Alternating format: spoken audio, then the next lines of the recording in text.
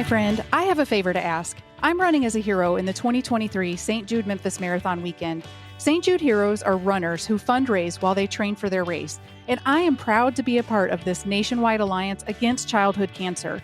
I want to help make sure that families never receive a bill from St. Jude for treatment, travel, housing, or food, so they can focus solely on helping their child live.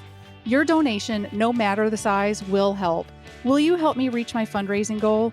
Please visit my fundraising page to show your support at fundraising.stjude.org/go-to/DonitaJ. That's DONITAJ. There's a link in the show notes. I can't thank you enough for helping the kids of St. Jude.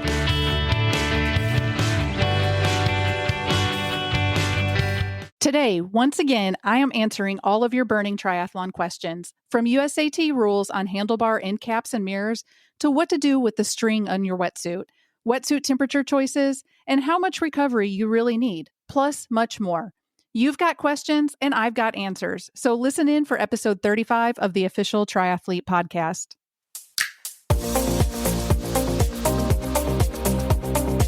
Hey, my friend, my name is Donita Jacobs. Some people know me as a nurse, a leader, and health expert. Other people know me as a coach, race official, and seasoned triathlete. But at the end of the day, I'm simply a friend with a mission. I want to help you transform your life. My goal isn't to help millions. My goal is to help you. Welcome to the official Triathlete podcast, where you will learn about all things multisport, broken down into bite-sized pieces, and how we can blend life demands with fitness goals. My approach is different because I am blending my 20-plus years of healthcare and athletic experience to help you be the healthiest, happiest, and most balanced athlete you can be. I believe in you, even if you don't. You really can reach those soaring goals, and I'm here to help you get there. I'm so glad you made it here. If you have a question or topic idea, get in touch and let me know. After all, this show is for you. Enjoy!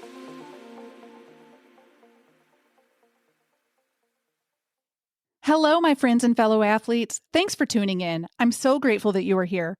I always start with a little message from my Train with Heart program. It's my mission to transform the whole athlete, so Heart not only develops and prepares the body for improved athletic performance, but aims to optimize the whole person through healing, empowerment, awareness, reflection, and transformation. So each episode, I share a little snippet from how I help my athletes with one of these elements. Today, we are going to discuss transformation. You know, in the world of triathlons, we push our bodies to the limits every single day. We swim, we bike, we run, all to become stronger, faster, and better athletes. But today, I want to dive deep into a different kind of training, the mental transformation that occurs when we deliberately tackle the hard stuff. I want to share a story with you that will resonate with your journey towards mental transformation. Once upon a time, there was a new triathlete named Alex. Now, Alex was no stranger to physical challenges. She had conquered hard courses at other races and crossed finish lines that most people only dream of. But there was only one thing that always seemed to hold her back from triathlon: her fear of open water swimming. The mere thought of jumping into the vast, dark expanse of a lake would send shivers down her spine. But Alex wasn't one to back down from a challenge. She knew that the only way to conquer her fear was to face it head on. One crisp morning, she stood on the shore of a serene lake, heart pounding, palms sweaty. She looked out at the water, took a deep breath, and took a leap of faith. The cold water enveloped her, and for a moment, panic set in. But Alex remembered all the times she had conquered challenges before, and she refused to let fear dictate her actions. Stroke by stroke, she pushed herself forward. With every breath she took, she felt the fear receding and a surge of determination taking its place. As she reached the halfway point, a sense of accomplishment washed over her. She wasn't just swimming, she was rewriting her story, proving to herself that she could do hard things on purpose. Finishing that swim wasn't just about the physical distance. It was about the mental transformation that occurred along the way. Alex went from being paralyzed by fear to becoming a beacon of inspiration for others facing their own challenges. So, my friend, this story reminds us that our minds are our most powerful tools. By deliberately choosing to tackle the hard stuff, we unlock a level of strength and resilience we never knew existed. The path to mental transformation starts with a single step, a step outside of our comfort zone. Let me share another story with you, one that truly encapsulates the essence of mental transformation through deliberately embracing challenges. It's about a butterfly. You might be thinking, what's so special about a butterfly? Well, hear me out. Imagine a small cocoon hanging from a tree branch. Inside, a caterpillar is undergoing a massive transformation. Over time, a small opening appears, and the butterfly starts to force its way out. Now, a man saw this cocoon and decided to watch this little miracle unfold. As hours passed, he saw the butterfly struggling, deliberately trying to squeeze through that tiny opening. Feeling sympathetic, he decided to help. He took a pair of scissors and snipped the cocoon, allowing the butterfly to emerge easily. But there was something wrong. The butterfly had a swollen body and shriveled wings. It never flew. You see, the butterfly's rigorous journey through the cocoon's small opening was nature's way of forcing fluid from its body into its wings. Only through this struggle would the butterfly be strong enough to fly. In the same vein, doing hard things on purpose prepares us to fly in life. As triathletes, and just as humans navigating life, we constantly push ourselves out of our comfort zones. We swim against strong currents, pedal against powerful winds, and run through challenging terrains. These struggles aren't for naught. They are our cocoon. And the more we push, the more we grow our metamorphical wings, readying us to soar. So next time you're in the middle of a grueling workout or facing a life challenge and question, why am I doing this to myself? Remember the butterfly. Embrace the struggle. Because transformation doesn't come from doing what's easy. It comes from confronting the hard, from pushing through the barriers that seem impenetrable. Remember, we don't just do hard things because we have to, we do them because they transform us.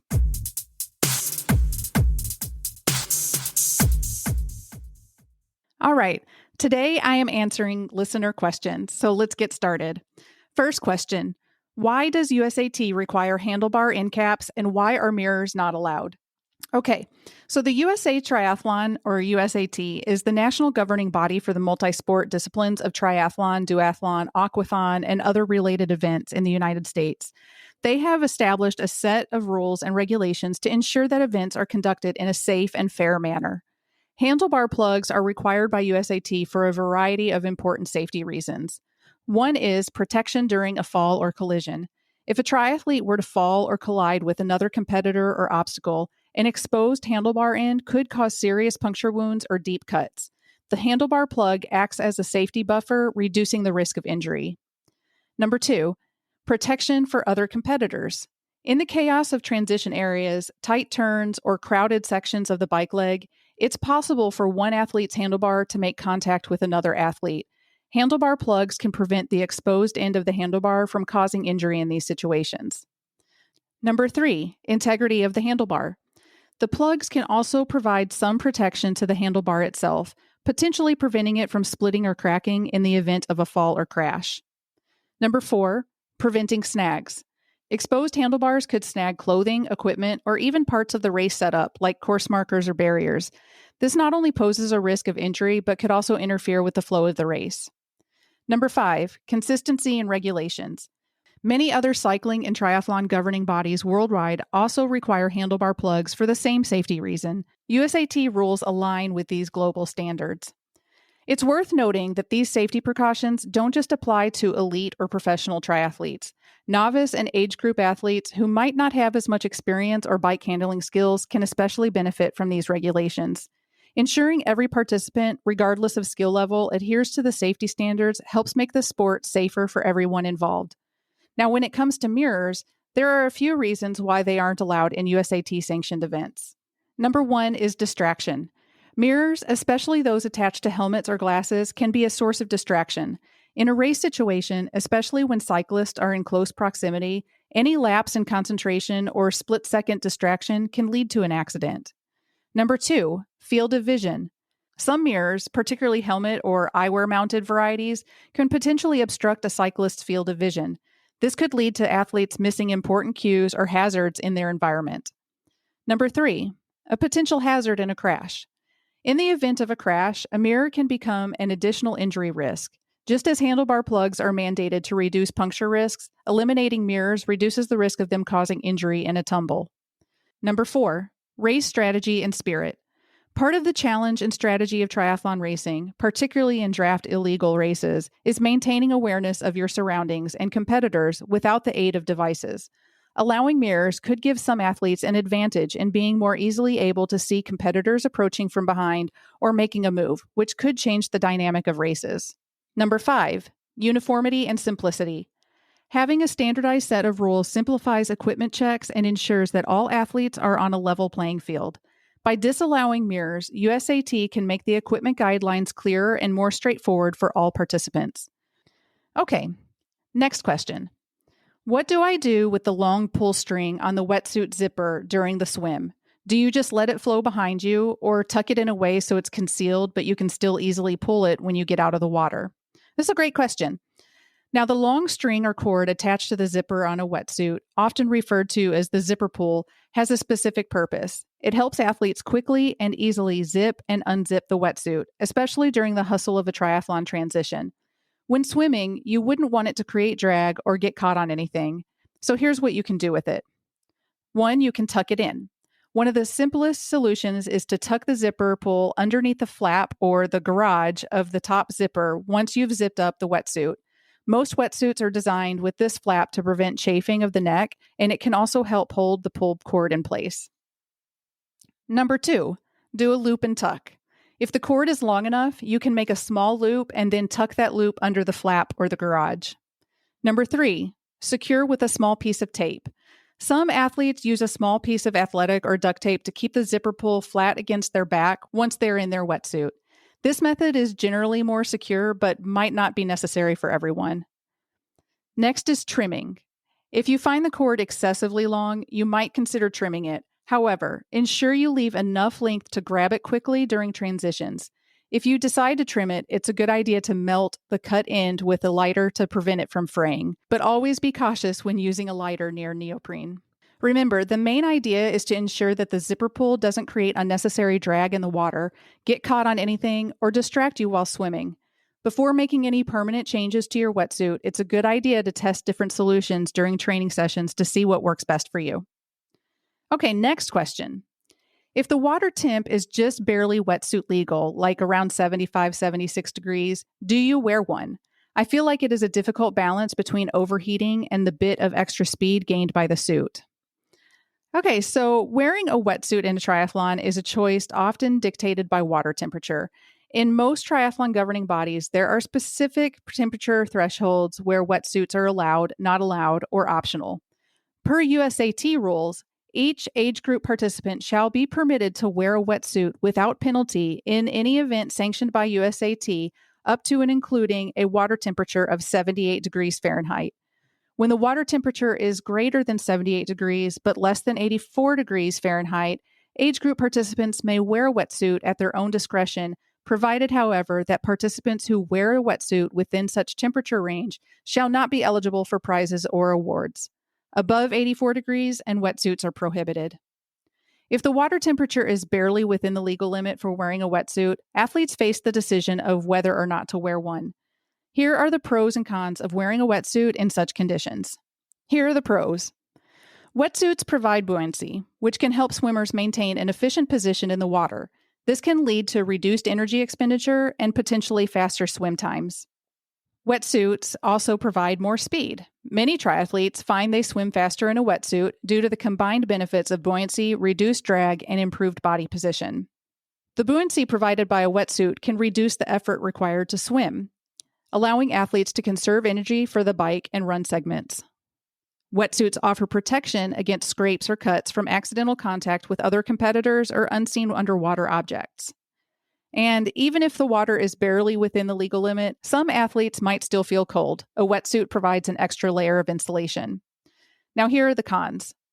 In water temperature at the upper end of the wetsuit legal range, there's a risk of getting too warm, especially if the wetsuit is thick. Overheating can lead to dehydration, increased heart rate, and reduced performance. Now, also, taking off a wetsuit in the transition area can add time to your race if you're not efficient at it. Practicing wetsuit removal can mitigate this, but it's still an additional step. Some athletes feel that wetsuits can be restrictive, particularly around the shoulders, which might affect their swim stroke.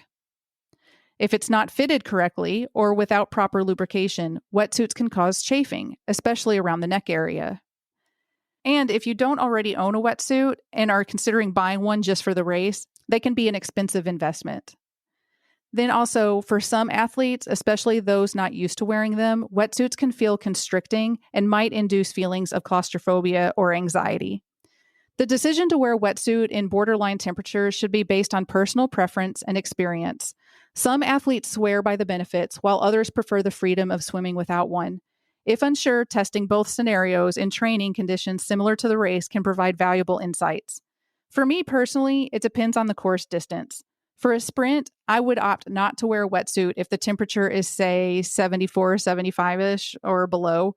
The reason being that, to me, the water is not that cold, and the hassle of taking it off in transition for me outweighs the benefits of wearing one. For an Olympic distance, I may bump that temperature up to 76 or above. The reason being, there is a little bit more distance to cover, so the benefits of wearing a wetsuit are a little bit more motivating. I still wouldn't probably wear one at 77 or 78 degrees, mainly because of the risk of overheating. For a half distance, I'll probably wear the wetsuit and risk overheating because of the distance of the course. The flotation benefits are worth it. And for a full, I am wearing my wetsuit all the way up to the cutoff. Now, I will say that I have a reduced chance of overheating because I only wear my sleeveless wetsuit. Another option that you have, if the race is wetsuit legal and you want the benefits of buoyancy without the hassle of a full wetsuit or the possibility of overheating, you are allowed to wear buoyancy shorts. Okay, next question. Once you begin open water training, is there a reason to do any additional pool sessions? So this is an interesting question. Whether a triathlete needs to train in a pool or can exclusively train in open water depends on various factors, including their training goals, available facilities, and the specific demands of the race they're targeting. Here are some considerations when deciding between pool training, open water training, or a combination of both. The benefits of pool training. You get structured workouts. Pools allow for more structured workouts where you can focus on specific drills, intervals, and techniques. Distances are standardized, which helps in measuring performance and progress. Technique analysis. It's easier to analyze and correct stroke mechanics in a pool, especially with the aid of a coach or video recording. The clear water and consistent conditions are conducive to this kind of feedback. Safety. Pools provide a controlled environment that's free from potential hazards like marine life, boat traffic, and strong currents. Convenience. Depending on where you live, a pool might be more accessible and convenient for regular training sessions than an open water venue. Year-round training. Pools, especially indoor ones, allow for year-round training regardless of the weather or the season. Some benefits of open water training. Race-specific skills. Open water swimming has its challenges, such as sighting, navigating currents, and swimming in a straight line without lane lines. Training in open water allows athletes to hone these skills.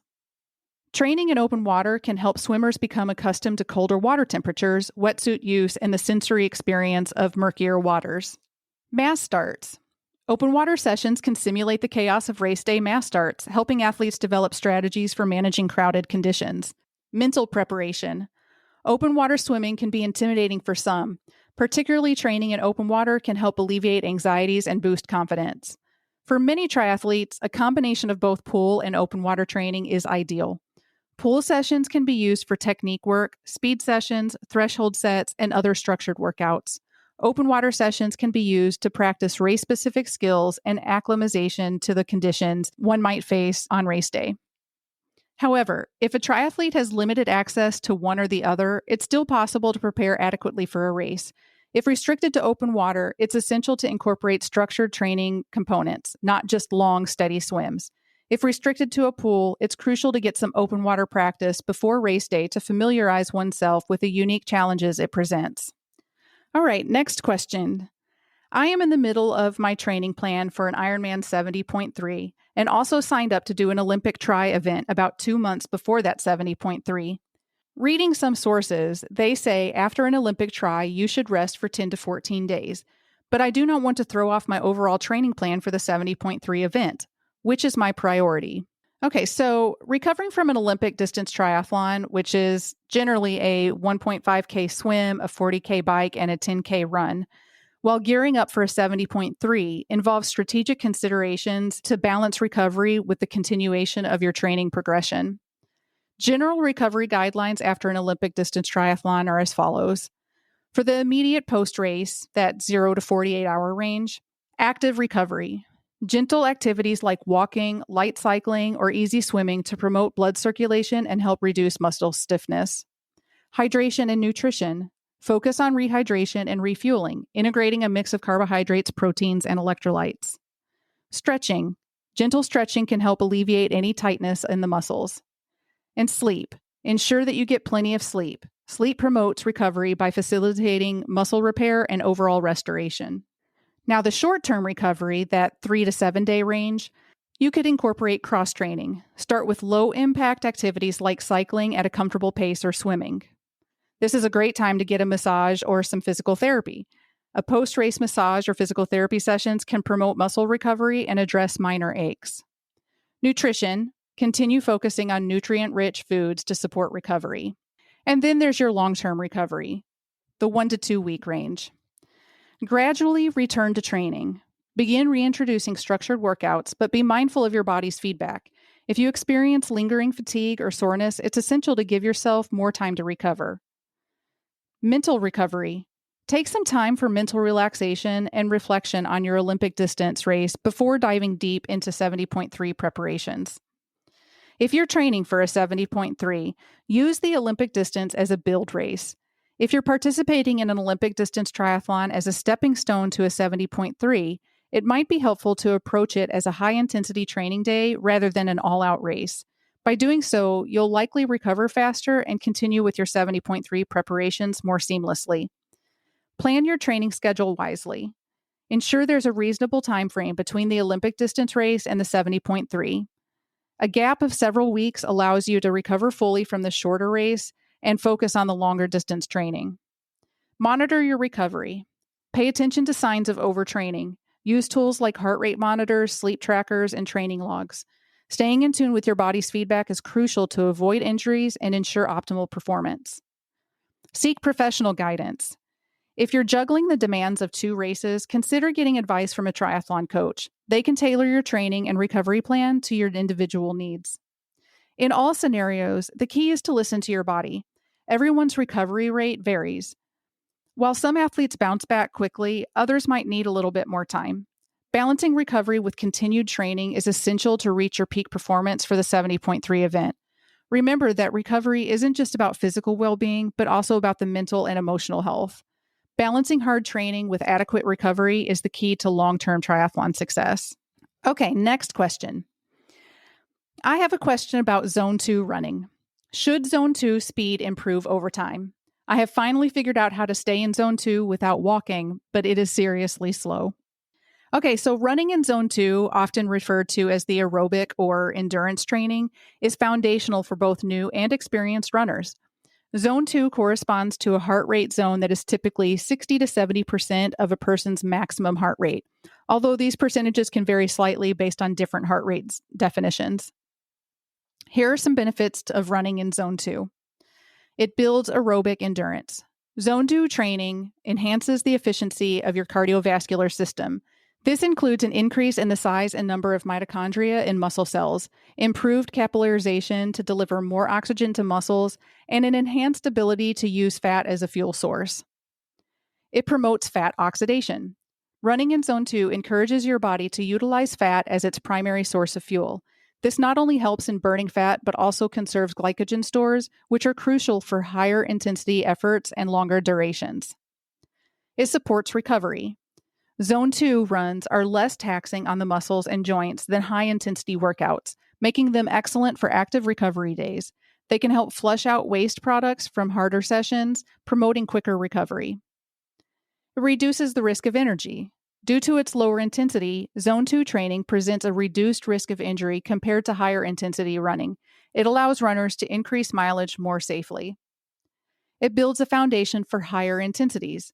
Before diving into harder, more intense workouts, a solid aerobic base ensures that your body is prepared for the increased stress.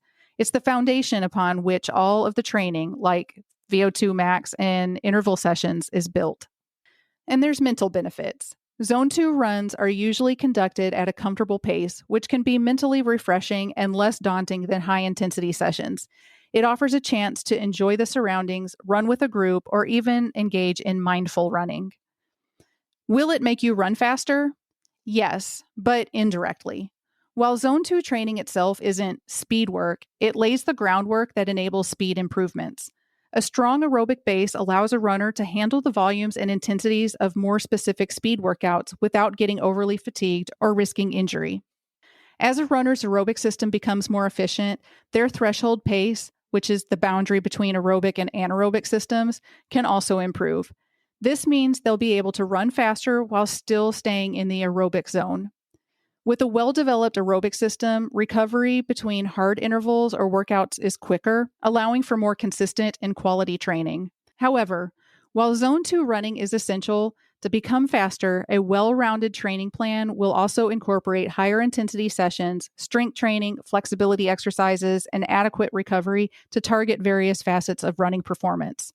As my previous coach says, you gotta go slow to go fast. Okay, next question.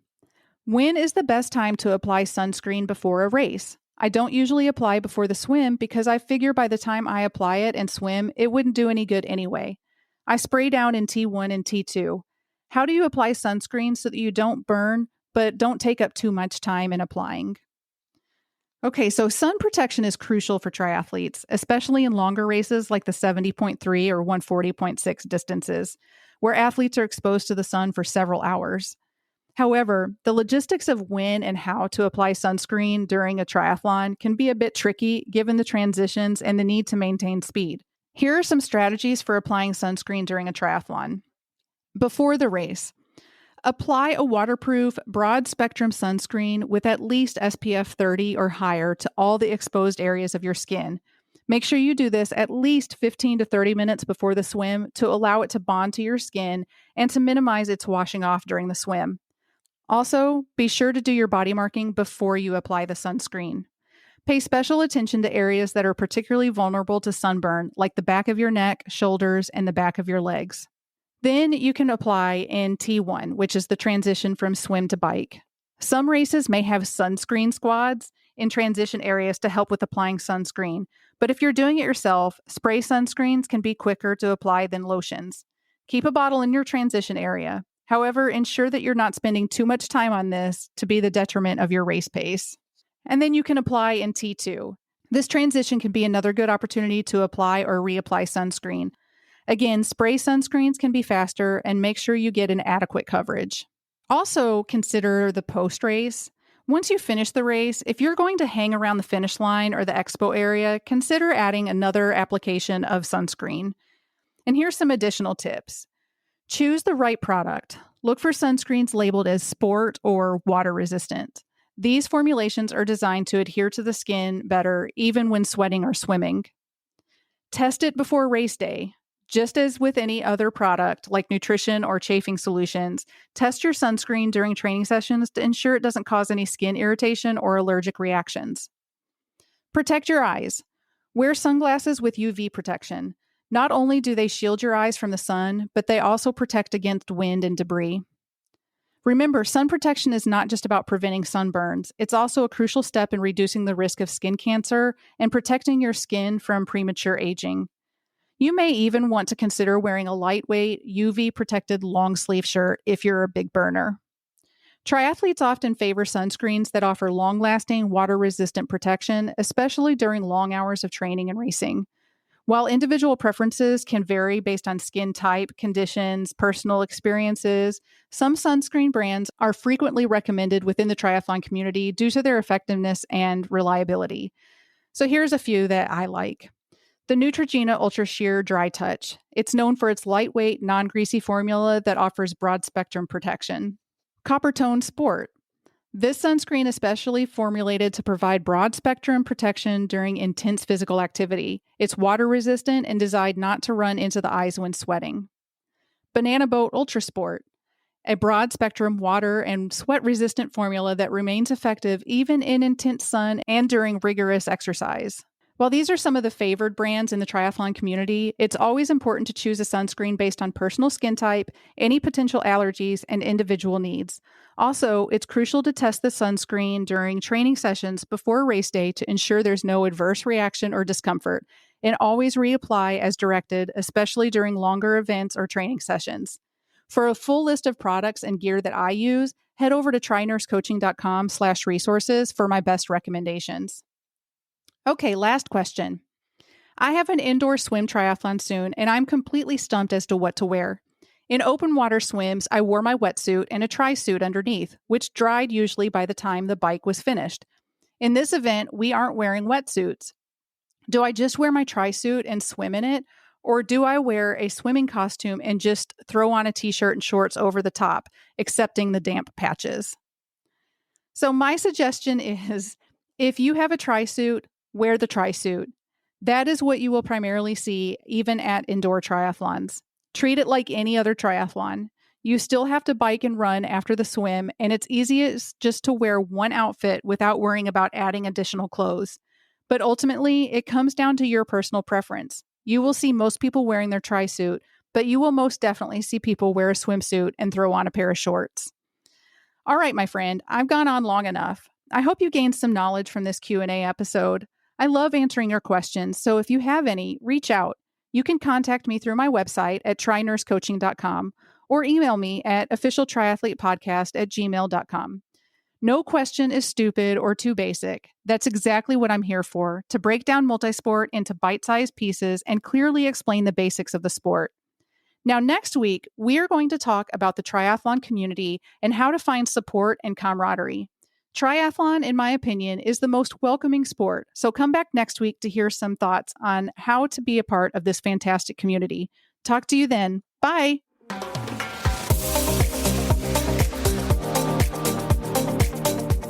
That's all for now. Thanks for tuning in. I want to get to know you, so head over to trynursecoaching.com and sign up for a free 30-minute goal-setting session. Love the show?